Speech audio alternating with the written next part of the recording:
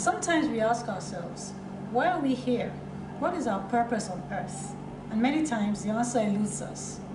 But today I'm privileged to be speaking with a beautiful young woman who has not only recognized her talent, but also her purpose, and pursues both with the whole of her being to the glory of God. Her name is Bamike Adeyemi, popularly known as Oba. Oba, welcome to Dabira. Thank you very much. Oba is a very unusual name. Yeah. I'm sure there's a story there somewhere. Yeah, there is. I got the name Oba while I was still in the university. Okay. And it was one of those early morning work, and I was just praying, and God told me that from there on, my name will be called Oba, and I was like, ugh. Oba means king, and it's for male gender, you know. And God was like, look, we've been created as kings and priests to worship Him, and so there is no he or she with, you know, that. And then He further, you know, emphasized that name with Ecclesiastic 8:4, where the word of the king is, there is power. And like, look, anytime you stand to minister, to sing, to whatever it is you stand in the capacity to deliver, as my, you know, oracle, authority and power is what is going to mark you out. And so that was how I got the name Oba. And wow. And it's been Oba right from there. Yeah, right from there. Yeah, yeah, that's fantastic. Thank you. Oba, tell us about your music. How long have you been doing it? I've been doing music almost all my life. 25, 30 years down the line, but professionally about 15 years, when, you know, I came to the point of, okay, this is what I'm going to do. And you know, I've been in the Sunday school choir, you know, moved here and there with, you know, the Sunday school team and all that, and then moved on to the main church choir even while I was still in the Sunday school. And then from there in the university, I did more of music, singing, going up and down campuses than studying electrical engineering that I went in for. So it's been, yeah. So it's been in the blood right on time. Yes, yeah, that's and it. then you now have the backing of the Almighty. Yes. So the sky is the limit. Yes. Basically. Yeah. So you've released several albums along with yeah, two actually. The first one came out in 2002. It was my debut album, Simply Divine, and there's a track on it that, you know, I dedicated to Nigeria. So every independent, they played the video on air. It's called Illumi Nigeria. It was just a wake-up call to the nation Nigeria. And after then, I just came out with another one called Akoda. Can you tell us more about your music? Well, my music, I normally say to anybody that really wants to listen, that I'm more like a music minister, a messenger with sounds and words put together. And I'm like an encourager, because if you listen to most of my songs, that's what he tends to do: encourage, inspire, you know, sends a message that there is still, you know, there's still something to, you know, keep going on for, and knowing fully well that God who made us, you know, His purpose for us are of good and not evil. So wherever you may be, whatever junction you may be in life, He's still there and will always be. Most of the time when we don't feel Him is because we drift away, because He's always there. So that's what my music embodies, and the fact and the reverence for Him. I have a mandate to make a divine statement with an African signature. So most of the time, even when I'm doing the chant, I do it in the Yoruba dialect, and it's like, you know, I just want to, you know, exalt God and just call in the names, and it draws people into His presence. So you're going to do something for us right now. We're going to have a little bit of that. You're just going to give us a tiny bit so that we can have something to look forward to when you get your album. All right. You have something like that? Yes, in the album, yes. In this new one, yeah, there are loads of it anyway, chants here and there. And then My music is like Afro, neo soul with jazz, so it's a fusion. It's lovely. So you can, it's something beautiful. You can play it anywhere. Okay, so give us a prelude. Any of the tracks. Let me do where, because Iwasha Bekele Iwasha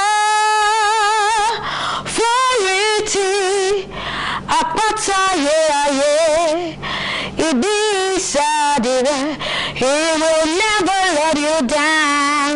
Iwasha Bekele Oba tono mi jelo dueleko ele duatintu kadara elise aton farati tiki jale kule where you say tire. That was beautiful. Thank you very much. That was beautiful. Goosebumps all over. Thank you. So definitely, I'm sure a lot of people are going to look forward to getting your album. If that's what we're going to expect. Yeah. I know that you're discussing about a benefit concert earlier. Yeah. Do you want to tell us about the benefit concert? Yes. Exciting. Yeah, it is. It's my project for my 40th birthday. And it's called Oba at 40 Benefit Concert, and I'd always wanted to do a charity work on my birthday, so that's what this benefit concert is about, and we're channeling the proceeds from. I'm also doing a book launch together, so it's like a 3-in-1 event together in one day. The book launch, the official album launch, because we've not really launched it, and then the 40% of the proceeds from the book and the concert is going to the relief aid for the flood victims in the southeast. Wow, that's wonderful. Yeah, because I've experienced it, so I kind of feel for them. So I just wanted to be like my birthday gift to them. They don't necessarily have to know who I am, but this is what I really want to do, and I bless God that He's allowed me to be able to do this. I'm sure He has accepted. He's going to bless you more. Amen. So the benefit concert is happening when? It's happening on the 16th of December. And that's tomorrow, and then at Dabira Hall in Maryland, and then we have the opportunity of having Professor Patu Tomi gracing the event as well, because he has a passion for the flood victim. He has a relief initiative in that line, so we're just coming together to really reach out and then really create awareness in the heart of people, especially for those of us who are on this part of Nigeria, to really know the impact of the devastation. Of course, we have the needy everywhere, but you see, when God puts an idea in your heart, you run with it. Yes, that's it. Can you tell us a little bit about your book? Yeah, that's one of the one of the interesting things that has made 2012 for me. In September, I had this urge to write a book, and I was like, God, it's not easy to write a book in less than 2 months. And we were conversing, because I was on the road, and it was like, anything is possible if you believe. And I said, okay, so what am I going to write about? And he said, the trials of your faith. And I remember that somewhere along the line, I think last year, my husband and I were talking to a friend, and we're sharing our experiences, and I just said, maybe we should write about our trials of faith and all that. So when that came up again, I knew that, okay, confirmation. Yes, so I just started it, and on my birthday, which was 10th of December, the book came out. So tomorrow at the concert, it's going to be officially presented and launched, and I believe, and I know sincerely in my heart that somebody will pick it up and be encouraged to run with the assignment and run with the vision against all odds, because like he said in his word, that in this world we'll have tribulation, but we should be of good cheer because He has overcome. So whatever you face in pursuing the assignment of God for your life, know that it's just temporary. So if you're focused and you keep running with it and you don't give up, you will get to the finish line. So that's just the summary of the book, The Trial of Faith, my journey so far. Knowing fully well that the journey is still continues, you know, so that. So. It's been wonderful talking Thank to you. you very much. So we have loads to look forward to. Oh, yes. We have a book, we have a concert, we have so many things coming out from you. Yes. So last words on future plans. After the concert, after the book, what next? After the concert, we're moving on with the music. We want to go everywhere by His grace, wherever He leads us, reach out, and then going to touching the lives of the younger generation as well. I have a passion for teenagers, maybe because I'm not so, you know, so a lot of people mistake, you know. You don't look a day over. So I really, exactly, you know, so I feel very much at home with the teenagers. So I want to, you know, pour my energy to them in the coming year, alongside with the music, alongside with the writing, and just reaching out and just blessing lives and, you know, channeling their zest and zeal to what God exactly wants them to be. So those are the things we look forward to in the near future. Wow, it sounds exciting. Thank you. So we have things to look forward to. Oh, definitely. So, Oba, it's been wonderful talking to you. Thank you very much. Thank you for gracing us. Thank you so much for having me. It's a privilege. I really appreciate it. Thank you. Thank you.